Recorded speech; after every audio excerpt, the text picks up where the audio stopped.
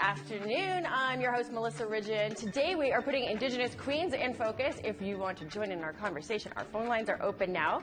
You can call us toll-free at 1-877-647-2786. You can also tweet us at APTN InFocus. Before I introduce you to our guests, let's take a look at the APTN's hit show, Queen of the Oil Patch. Ladies and gentlemen, Isis Rain! I don't live by society's labels, and I will not pick one. I am a two-spirited Aboriginal. By day, in my business world, I am known as Massey White Knife. And to the gay community, I'm known as Isis Rain. Ready for some hotness? Isis Rain is this sexy, aggressive, dominating woman. The she does, my God. Are you gay? No. How do you know? Stare much? But she's also an anti-bullying advocate. Being bullied a lot, it's helped me to now stand up for people that don't have a voice. Over the next year, I plan to transition into Isis Rain. We're gonna basically kick doors down in the oil sands. I think that this is gonna be huge. I'm also on this journey to connect to my culture. A two-spirit person, they were considered divine. It's the journey that I look forward to. It's the adventure. I like those porn star lips. Oh! We're just kind of looking for clothes for me, so I brought my bra. Okay. Look, Amanda, doesn't it look nice? Ooh, I feel like a hooker. They said, take that off. You're a man.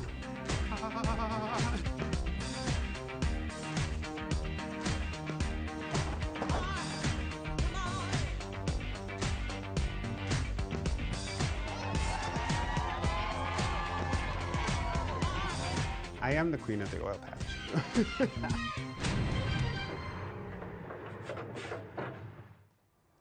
I love that show so much.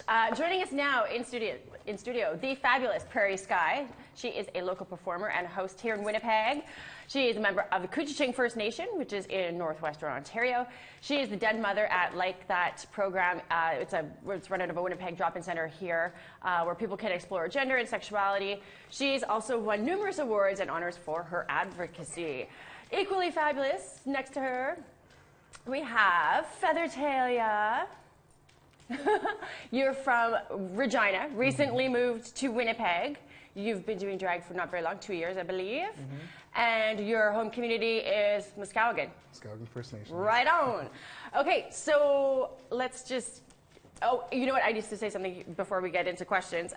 So we had Isis Rain was supposed to be joining us. Isis is on the show that we just watched a clip of, the Queen of the Oil Patch. She couldn't come due to a personal emergency. But our thoughts are with her during this time, and we hope to have her on at some other points. So I want to start with you guys both. I'll just throw it here. What was your journey to drag? Do you want to go first or want me to? Sure, mine was I like to do makeup first. Okay. Like drag was never like a thought, honestly, and then I played around with makeup, and then people in my community back in Regina seen photos of me, and they're like, "Oh, girl, you should do drag," and I'm like, dresses? No, I'm too good for that. And then I did it once, and then, yeah, Feather Talia was born. And it's just up the hill there. Really? And what was your journey? So my journey, I started like when I was probably in the early 2000s, like the late end of 2000s there. And I was just like starting to get comfortable with my own femininity and starting to just like interrogate all of that kind of stuff, all the things I had maybe internalized as a young gay man. And I got to know a lot of really like amazing gender fluid, trans, drag queens, people, and they were just like, try makeup. And so then I just started doing like, I just started playing around with my own gender and my own makeup, and hey, that's me. And trying all that kind of stuff. And then I started doing like this type of drag probably about 6 to 8 years ago, maybe even 9 years ago now. Yeah.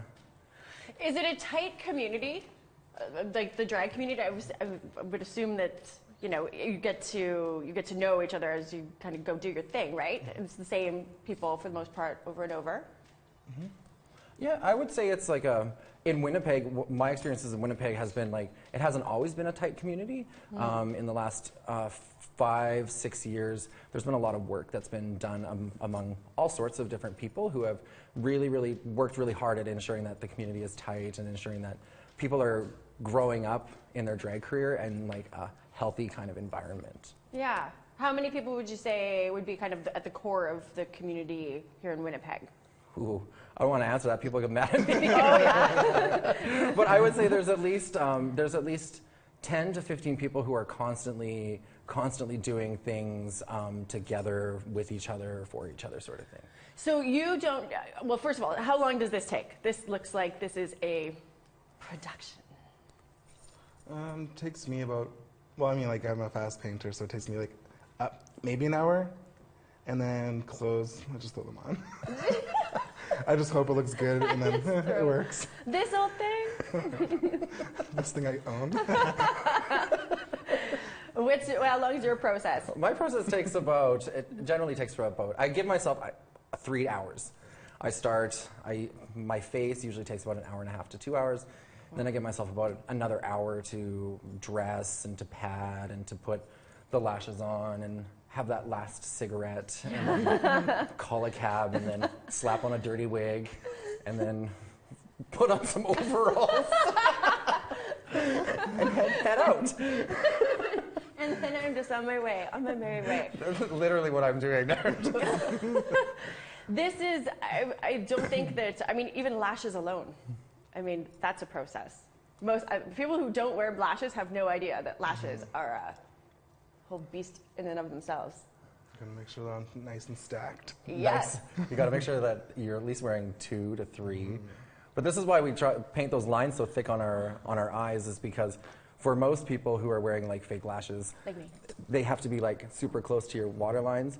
But with us, it's just like, I'm just gonna slap it here, slap it here. Yeah. It's fine, right? Because we pull everything up anyways, right? How many pair of lashes are you wearing? I'm wearing 2 on the top and then 1 on the bottom. Same. 2 on the top, 1 on the bottom. Okay, so what portion of your closets would be your regular day-to-day boy clothes versus your queen clothes? What's the divide? Well, for me, I got rid of a lot when I moved to Winnipeg. So I was like, I'll start fresh. So I have about maybe a couple outfits, not very much. A lot of boy clothes now. So yeah? Surprised me how much I didn't have much. And what about you? I have 3 armoires. I have 2 armoires in my small little apartment, and then I have 1 little thing like this. So 70% is drag, and then 30% is my boy clothes. Really? Yeah, I really feel bad for all of the people who have to engage with me on a day-to-day basis because like this is the same me every day. Hi. So this is, how often do you dress up? Like in just regular, like how often in a month would you say? Or is it a weekly thing? For myself, I work usually at least once a weekend. Sometimes I'll have, like this week, I have 4 things I got to do. 2 of them on Saturday, 1 today. So you only do Friday. it to work, like if you're going to work. You don't just like, oh, it's Friday. Depends. Putting myself on and I'm going out. It really, that one depends because like sometimes we have, if Feather was putting on a show and I wasn't performing, I'd want to support in whatever, in this kind of look. You don't just dress up to go for dinner though? No.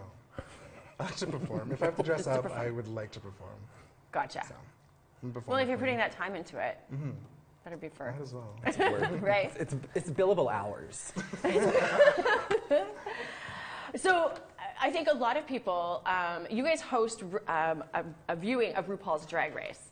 So, and I'd never in my life, little podunk Brandon, Manitoba girl, had never heard of a drag queen until RuPaul. And the song, the RuPaul as the musician, right? And I was like, oh, that's a drag queen. And that's what, for me, and probably a lot of other people, that's kind of the first drag queen that anybody's ever heard of. So that show is hugely popular now. You guys host, we've got some viz here. Beverly went with you guys when you were hosting at a viewing. Has that done, what has that done for the drag community? So it made it a little more, it's still not mainstream, but. I mean, drag is known now. Like, the first drag person I heard was RuPaul. Yeah. Watched the show, and then I went to a drag show in Regina, and I was like, oh my god, I love this. And then started makeup, and then that's how. Oh, that's so bad. Sorry, watching ourselves. No, I like yeah, it. No. So it is, I mean, there's a lot of, it's just more accepted, I guess, by mainstream, right? Yeah, it's a lot more accepted. It's created kind of an explosion in the interest in drag from not only like the queer community, but also like, well, you saw in the video there, like there was just a lot of just kind of everybody's out watching RuPaul's Drag Race. Well, it's a nice spectacle, right? Like it's got the colors and it's big. And I remember the first time we were, my son and I have an 8-year-old, so it was a couple years ago. We were in Edmonton driving somewhere. We were in the back of a cab, and he says, "Mom, look at those ladies. They're huge." Because, you know, it's like 6 feet tall, and the hair, right? And it was just, and I said, well, they're drag queens. And so then you have to explain what that is. He thought it was like the coolest thing. And I'm like, well, of course you would, because you're a child, and it's just, there's so much to look at, right? Yeah. There's a lot going on, and it's larger than life. And what would you say is the biggest challenge, or the biggest misconception that you guys face? Ooh. Well, thanks, Ben. I was like, take the hard one. The biggest misconception that I face is, it's really hard to say because I don't really engage with a lot of people outside of like a space where people know what I'm doing, right? Like, so I engage in spaces that people are clearly aware that I'm a drag queen. Right. A lot of the times we get, like if we're out in public and stuff like that, I'll be victim of transphobia or just general kind of misogyny and femmephobia, that kind of stuff. Like people say things? Oh yeah, people say things all the time. But again, I'm really fortunate in a sense that I have like the privilege of my skin, but I'm also 7 feet tall in drag and I'm like 200 pounds. So people know that if I'm gonna come kind of lunge at you, I'm probably gonna do some damage, right? So people are a little bit more cautious, and I'm really loud. And I'm not afraid to say things back to people, so that's one of the kind of impacts of on my personal life. What have you found to be a misconception? That I don't know, like that I am just a like weirdo for doing this, right? Like I choose to do this, and people are like, well, why? Like, what's the point? Like. And so I don't know, like I don't know, honestly. Do you find that Indigenous people are more accepting of Two-Spirit people, of drag queens, or is it just people in general have or are is equally likely to accept or disapprove of or be nasty about? It's really, for me, want me to feel this one too? Yes, please. For me, I'm really, really fortunate because I had a strong upbringing. My family and my grandparents and my great-grandparents all kind of knew from a very young age that I was going to be queer, I was going to be Two-Spirit, I was going to be different. So everyone had kind of been prepping for the moment that I kind of came out or came into who I am. But then growing up, we moved around a lot. So my family was the only thing that I had. So any kind of things that I had experienced in school or anything like that, like I only went to one high school. The longest I spent in one high school was 1 year, right? So nothing really affected me too much because I knew that at the end of the day, my family was always going to be there. Yeah. And then when I came out, everyone in my family and everyone from my community has always been really, really accepting. I'm fully aware that that's not everybody's experience. For sure. I was at this Two-Spirit gathering in Toronto, I think in October or November, and I was speaking with one of my cousins, and he was telling me how his experience was just so, so different. Yeah. And for me, a lot of again, because of the privilege of my skin color and the safety that I had with my family, a lot of those kind of experiences I was always kind of protected from. I was protected from racism. I was protected from that type of discrimination. And then so my idea about what we lived off reserve my whole life, so my idea about what my home community and Indigenous peoples was always really, really, really, really positive. Right. Yeah. What about your family when you came out, or when you, or did, I mean, I guess did you say, oh, I'm gay first, and then as you evolve, then it comes to, oh, and I do drag now too. Yeah. What was the response? So my upbringing was like we moved to. I grew up on like the reserve when I was younger. Moved to Regina, which was like very white. Yeah. And so like then my mom got into like the whole Christianity thing, and then so that was like we were getting washed to like this is not right, this is not the way. So when I came out to my brother and sister, and then my mom called me. I was gonna tell her a joke, and she called me and she's like, "Oh yeah, you're gay." And I was like, "Okay, that's great." And then she's like, "Okay, so cool." And then so from there, like I was queer, and like I was like, "Okay." And then I was watching RuPaul's Drag Race once, and then I was like, I'm gonna do this. And I was like, "Okay, we'll have fun." So my mom and my family has always been accepting to whatever I wanted to do. Like, I mean, never I'm a just problem. thinking about the torment of the people that don't have that support at home. You know, imagine. It doesn't even matter at that point, I guess, if the rest of the world is accepting of it, if you don't have that foundation at home. And I know full well that there's so many people out there who don't have, my experience doesn't, they can't relate to that in any kind of way. And so that's one of the things that I try to always be aware of when I'm engaging with people is like, my story is kind of unique in a lot of ways, and that's really, really unfortunate. So that kind of guides a lot of the work that we do, is just to like, if what makes drag kind of really fun and exciting is also this element of love and accepting and being able to find a family who will embrace your kind of your weirdness. Yeah. And I if like you it. want to go out in the middle of the afternoon on a Tuesday with 5 flowers in your hair, that's fine. What? I'm just going to APTN. just going to do an interview. Okay, we're going to take a quick break. Are going to come back. We're going to talk about people who are walking this earth with two spirits. Stay with us.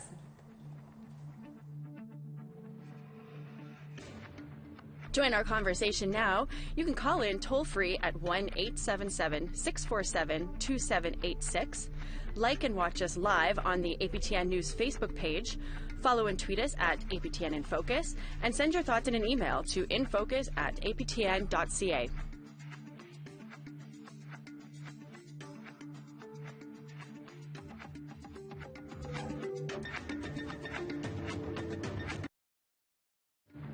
Hello, welcome back. Let's go to social media now to hear what some of you are saying about today's topic.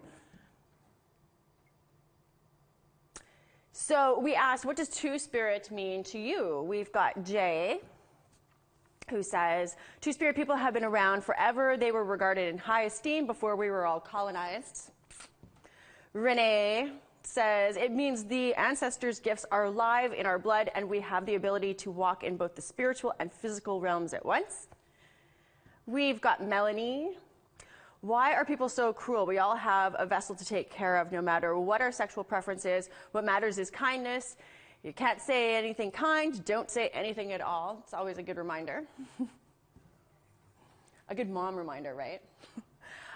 Travis says, a resurgence in claiming their sacred roles in Indigenous cultures. Elder Cousin spoke of contact. He said that two-spirited people were first targeted, followed by women and children.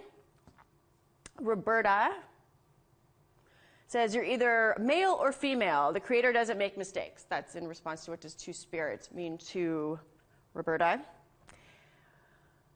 Opichi says, it's mental illness no matter what race you are, all the same. Why sugarcoat it with some phrase, two-spirited? We would like you to hear your opinion to add to this conversation, and here's how you can do it. Conversation now. You can call in toll-free at 1-877-647-2786. Like and watch us live on the APTN News Facebook page. Follow and tweet us at APTN InFocus. And send your thoughts in an email to infocus@aptn.ca.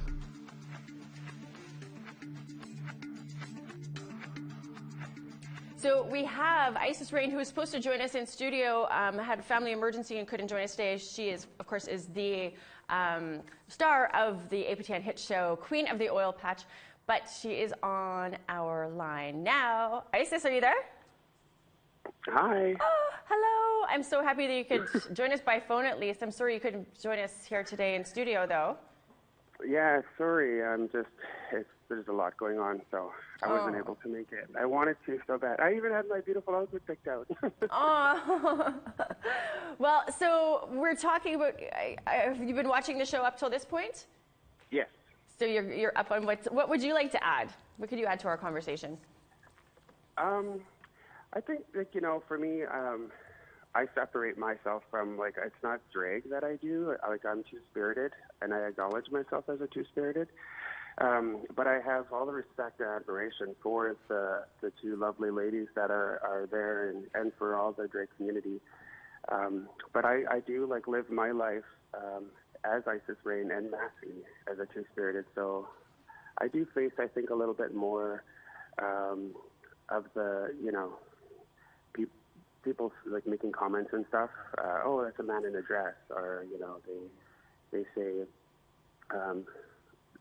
derogatory remarks and stuff out in public, because I don't have that safety net of being with other two-spirited people or drag queens in the town. Yeah. So, but you know what? I also hold my head up, and I am very independent and very strong, and I think that helps too, because a lot of people don't bat an eye. They, accept it. They love the show. A lot of people have been telling me, that they didn't realize just how big, the story was for two-spirited people, and it's given them more appreciation to see, that we're just regular people. The one girl said, people think that, we're weird because we wear women's makeup or women's clothes, but it's well, no, there's something bigger than that, and it's in all of us. And for me, I choose to embrace both my sides. It's a gift, I believe, from Creator. Yeah, I like that. And you're doing it in not an easy community to do it in northern Alberta, in the oil patch. And I never even thought of that too. That's a good point, that this isn't a performance. You're not going to an event or a performance. This is, you walk this earth as two different people. Yes. What do you find, what's been, would you say would be the biggest misconception that you've had to face? I think, people think that, I have split personality, or, that I'm attention seeking because of, wanting to be, louder in life. And, I don't know, they think that maybe, I'm a transsexual, or that I should have been a girl, and that's why I'm dressing up as a female, and just stuff like that. I think that there is a lot of, some of the questions that we were talking about before the show was things like pronouns. When are you supposed to say she or he? There's a lot of things that people don't understand, right? Yeah. And if you're gay, are you two-spirited? If you are a drag queen, is there a difference between a cross-dresser and a drag queen? There's so many things that people, I think a lot of people, myself included, have the questions, and people, it's well, I don't want to ask the questions because it might be seen to be rude. Yeah. And so for me, I've gotten asked numerous times now, when they book me to perform or to speak and stuff, they're like, so what should we use? Is it he or is it she?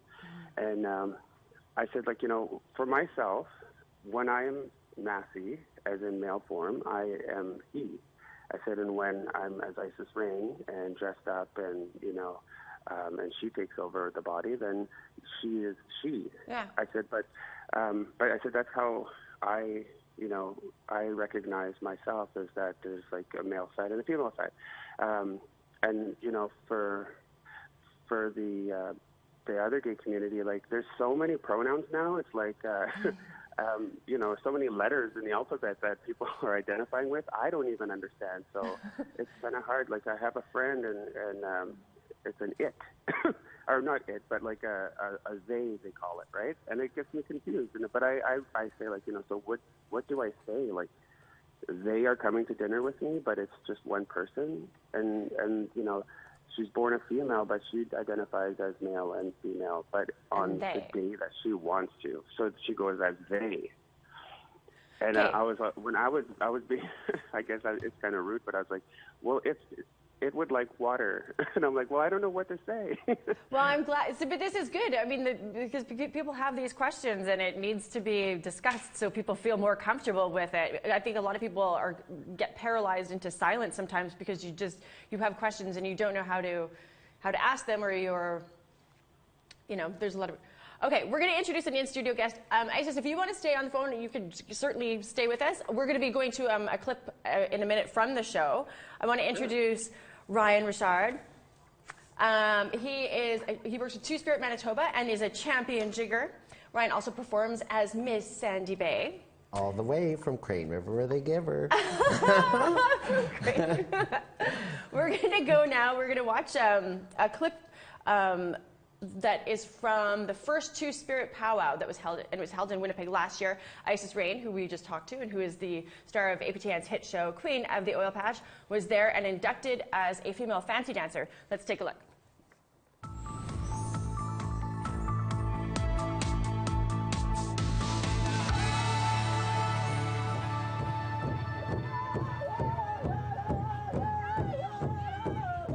This is the first two-spirited powwow ever in Winnipeg.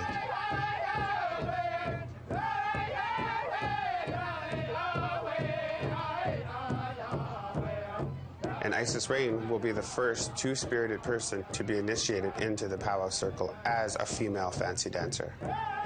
We're actually making history. Hey, girl. Hey. Good. Congratulations. Thank you. I think it's an amazing, great turnout. Yes. You did a successful job. There was so much criticism, and they said, why are you having this? I go, it's to open and educate people's eyes, and the people. Yeah. And bring out all the people that are trying to find themselves. Do you think that, in the powwow circuit that I may face some challenges from? Yes, there's a lot of people that are not educated that go to powwows. They like to judge trans people, two-spirit people that are dancing in their circle. Take that off. You're a man. Really? Like stuff like that. But it doesn't happen. It's just that one person that's not educated. Yeah. Yeah. Thank you so much. Yes. I am Isis Rain. I am a two-spirited female, and I am a dancer. And these people here it's a two-spirited powwow. I said, but we are all human beings. All two-spirited dancers! And if you guys want to, not let me dance, then, that's on you guys. Shame on you. Hi. Okay, so I am in this? Yeah. Okay. This is the Two Spirited Dancers. Oh, okay. Yes. Hi. Don't be nervous. I'm trying not to. You're good. You got it. I'd like to ask you to please rise. Gentlemen, if you have any hats, I'd like to ask you to please remove those at this time.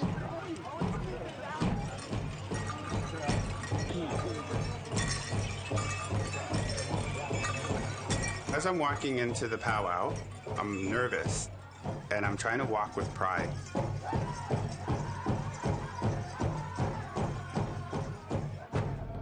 All right.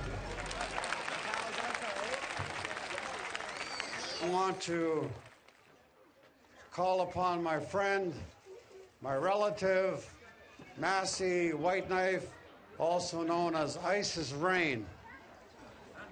His Aboriginal name is Ogichitakwe, which means, of course, warrior woman.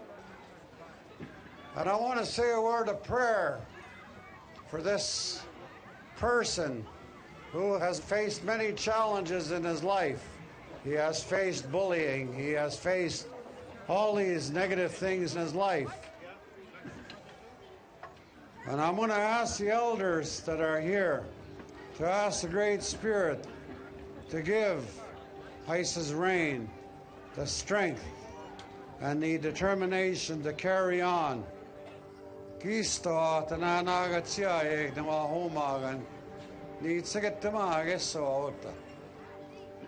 Ha gamino tegiwet lo kaitapiak.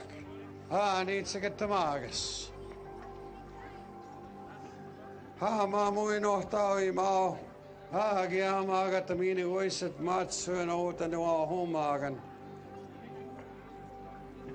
believe that Massey is a role model for many people, and I believe that certainly the potential is endless.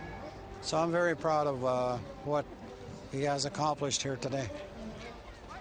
I call upon my relatives, the drum group, to sing the honor song to bring my relative into this circle. Okay. Please rise and dance where you're standing as we welcome Ice's reign.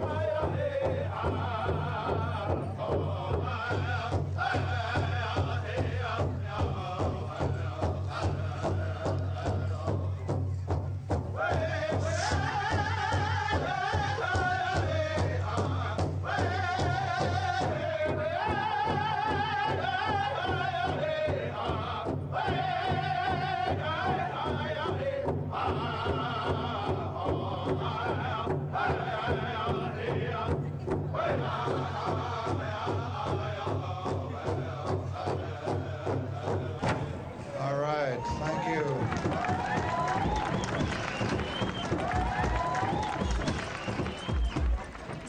It was very moving. I feel like I was like reborn. It's amazing.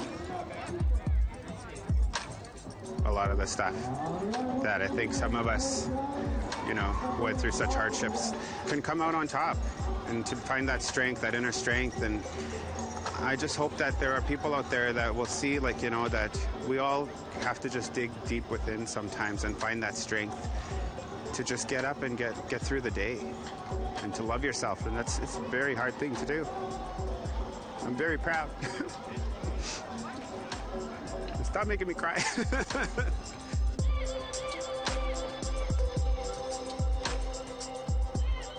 I'm on cloud 9. I feel like I could breathe.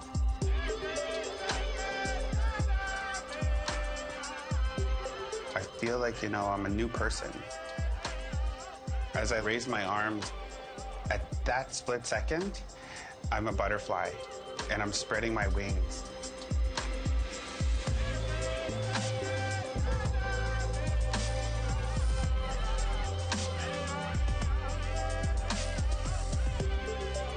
I'm just flashbacking to when I was that kid wearing those butterfly wings, and I'm like, this is it. This is me transitioning from that cocoon into this beautiful butterfly. And I do want to become Isis. And I am going to become her. So you both organized that powwow. There's been now 2 in Winnipeg. How was this idea hatched? So the woman that Isis is talking to in that video, Kelly. Yeah. We all work together and we all hang out together at the Sunshine House. And so one day she just said, "I'm going to go to the Pride meeting," and I was like, "What are you doing that for?" And she's like, "Well, I want them to have a Two-Spirit powwow." And so we were like, "Okay, well, we'll come along with you." And so it was just her just being like, "I wanted to make this happen, and this needs to happen here."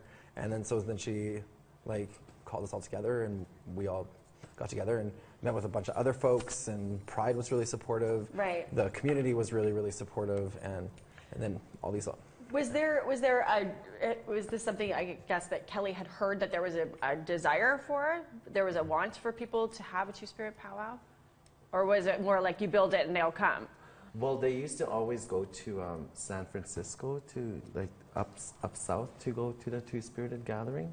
Okay. So they have a powwow out there for Two-Spirited people. So she wanted to have one on Treaty 1 territory. So that's why we wanted to have this. And so you've done now 2? Yes, correct. 2, and is this an annual thing now? I guess so. I'm hoping. So you're like, it appears so we'll just keep doing it. What was we did hear Kelly say in that clip that that she has been told, "What are you doing? Take that dress off." Is that common in your experience, or even stuff that you've heard anecdotally, that there is that sort of stuff going on, or would that be fairly rare?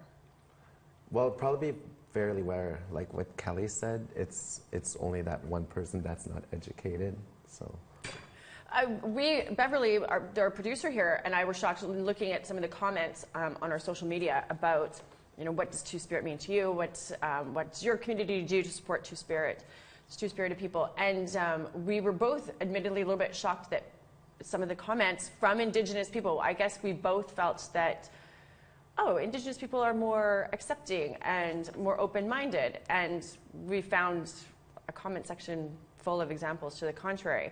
What do you guys find?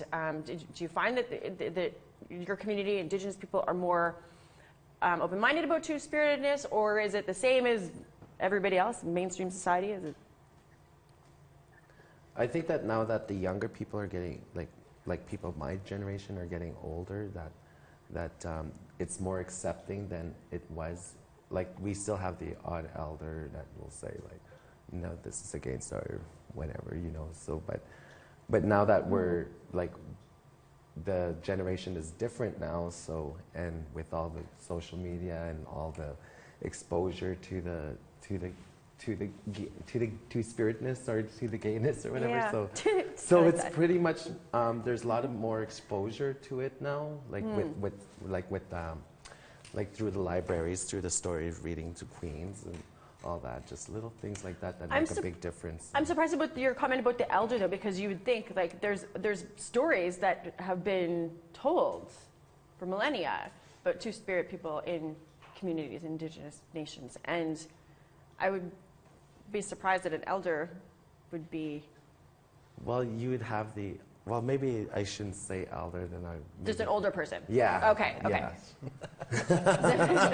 Just an old person. Yeah. No offense, people. We have lots more still to discuss, and of course, if you want to phone in, we'd love to hear your your questions too. We are going to have to take another quick break, though. Lots still to discuss, as I said. Stay with us.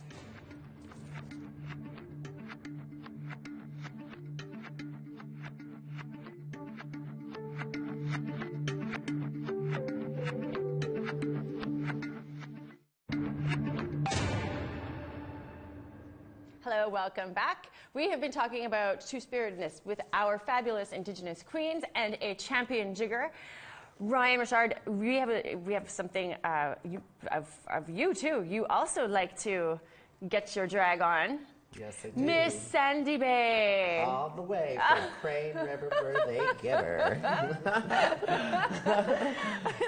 Before I have a bunch of other questions, and we've only got, I think, like 10 minutes left, and I'm worried we're not going to get to all of them, but I want to go to you, Prairie. You had mentioned the comment. I want you to comment on the comment that we had seen from the person who mentioned that first they came after the two-spirited people first, and then the women, and then the children. And you had an interesting comment on that. Oh God, now I have to do it live. I don't remember what I was going to say. No, I just think that comment is really spot on. And so when we're healing as communities and as people from the disruption of colonization, and especially how violent colonization was for many of our communities, that when we hear these negative things, I don't often equate that as being like the same way that I equate like always as homophobia or always transphobia. There's a lot of extra layers there that need to be interrogated, and it's hard. And so then that's why I really appreciated Kelly, I want to say Granny, that's why I really appreciate Kelly's response in that video, is that person just needs to be educated. Because that's often what it takes, is it just takes that kind of education to happen.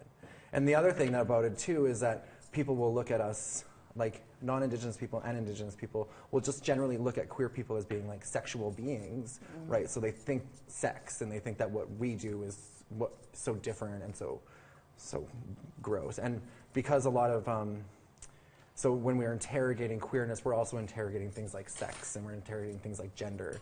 And because of our relationship with all of those things, because of colonization, that makes it extra difficult for our communities. And so always keeping in mind that kind of patience and that love that Granny, or that Kelly, that Kelly expresses, is something that I've always been taught by the older two-spirit people in the community. Okay, so I want to, wait, I had to write down my thoughts. So are you traditional? Are any of you traditional people? Well, I dance powwow. Jig. And like jig. And jig. Yeah. I don't know if I would say I'm traditional. You don't have to be. It was just a question. Like what defines traditional? Like dancing or like smudging every day? Yeah, I mean, I guess what would... Well, I don't smudge every day, but when I have to heal, I do smudge.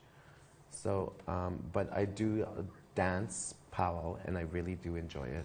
I wish we could have a demonstration here today. Oh, I could do a little quick one. I'm actually wearing my tap shoes. I know! I love them so much. As soon as I heard them on this floor, I'm like, I missed... There we go. Oh, there we go. There we go. How did you find that? Beverly can find anything. You can't hide from Beverly. Oh, nice. That was just this past week, actually. That was, oh, yeah? Yes, and Mishki Pogo or something. Mishko Gaga, maybe. Yeah, that was a nice. I love it. Number. So, and this is this something you do weekly, monthly? I do it for a living, actually. You make them yeah, really, I actually go to schools and teach it. Like do jigging workshops, like with heel to polka, 7-step, all that kind of stuff. So I do teach the young ones. Well, how would people track you down if they wanted you to come and give lessons? Well, you could email me at masterofthejig@hotmail.com. Masterofthejig@hotmail.com. We'll make sure that we have that on our website for anybody who wants to get in touch with Ryan about that. I guess where do we go next? I mean, it's 2019. We like to think of us as being fairly progressive, right? Where would you like to see people go next with regards to two-spirited people? However you. And another question I had before I forget. If you could be gay but not necessarily two-spirited. Is that right? Mm-hmm. Yes. Can somebody explain that? I love how you guys all just look around and it's like somebody's gonna have to do it, and then Prairie will be the one who ends up doing it. Aw. Go ahead. Come on, Go right, Sandy. yeah. Well, for me, being gay and two-spirited, well, I just recently learned the term two-spirited, so I always considered myself gay. So I don't see a difference in between the two. I think it's just a term, as like what that person said in the tweet. So to me, it's just a different phrase, like another synonym, I guess you could say, or what would you say that? Like it's a different word for gay. Yeah, a synonym. So that's what I think of it as. It's just another word. Isis, it doesn't change the way I feel. Well, yeah, and I mean, I guess it's up to the individual too, right? Yes. Somebody might. Yes. Have you seen, or do you feel that there's non-Indigenous people who have co-opted the word two-spirited? Mm-hmm. Yeah, like this is Winnipeg, where we live. There's lots of pretendians. This is just kind of a thing that happens. Yeah. But also because and I don't want to say that super maliciously. Like there's a lot of people who will use the term because they're looking for something that works for them, right? Mm. So like Isis was talking about her friend who is just always like constantly is able now to like distinguish some days I'm going to present masculine and some days I'm going to present feminine, and so they works for them as a pronoun, right? Mm-hmm. But when people hear like stories about two-spirit people and about how like we have traditionally had a space, people just want to they want to gravitate towards that because that's so special to them, right? That's something that they really, really want to mimic or envy. So then they'll just what do you take say? It. Is it something that if you see it, you call it out? Well, I do because I'm a jerk.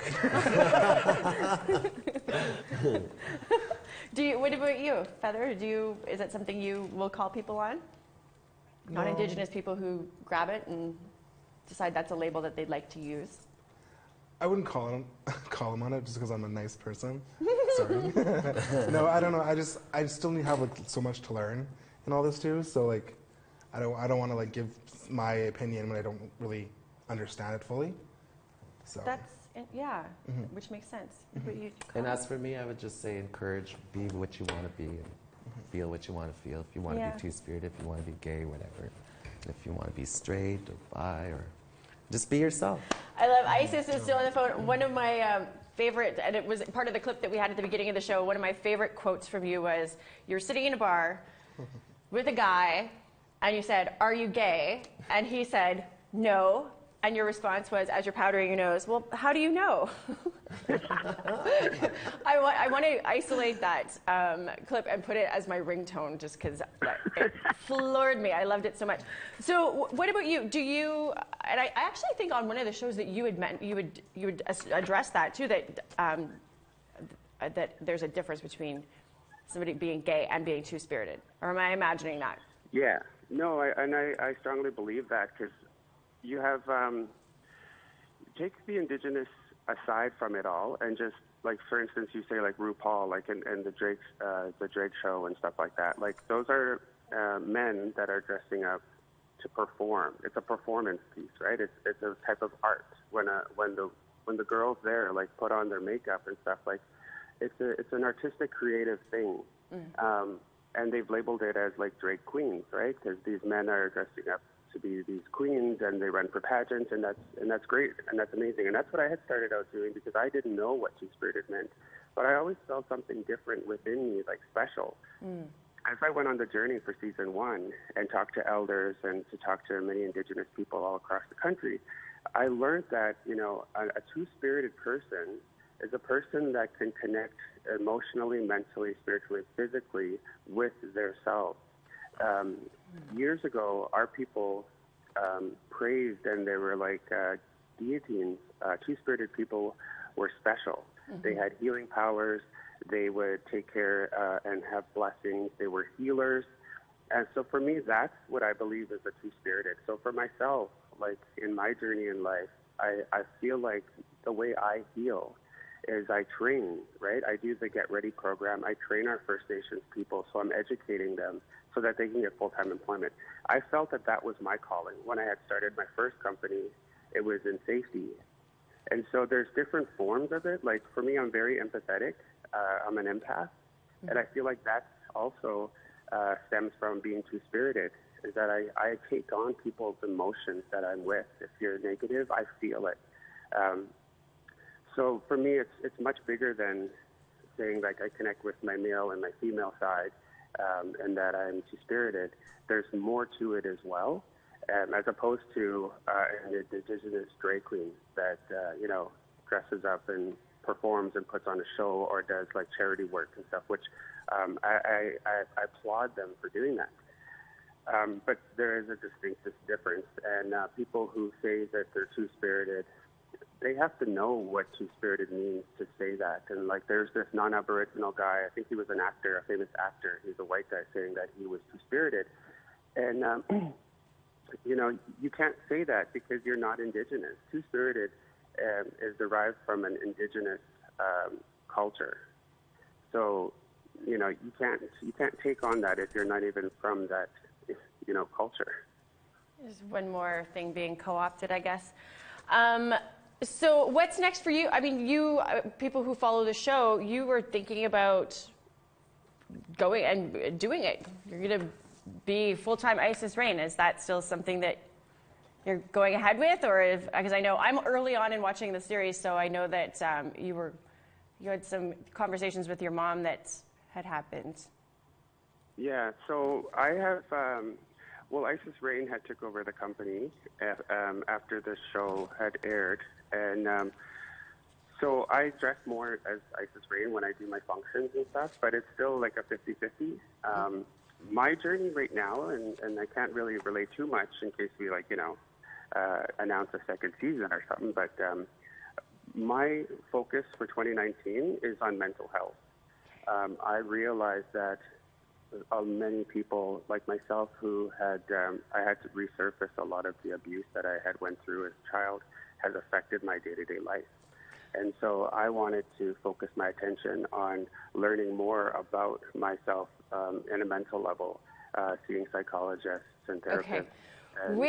That's all the time we're going to have for today. Isis, thank you so much. I guess people are going to have to just stay tuned and see where your journey takes you. I want to thank all of my guests for joining me here today. Prairie Sky, Feather Talia, and Rashard.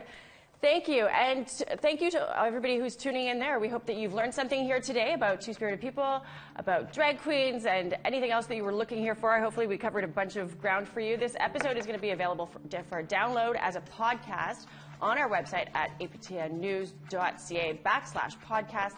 I am your host, Melissa Ridgen. Have a great afternoon. We'll see you back here next week.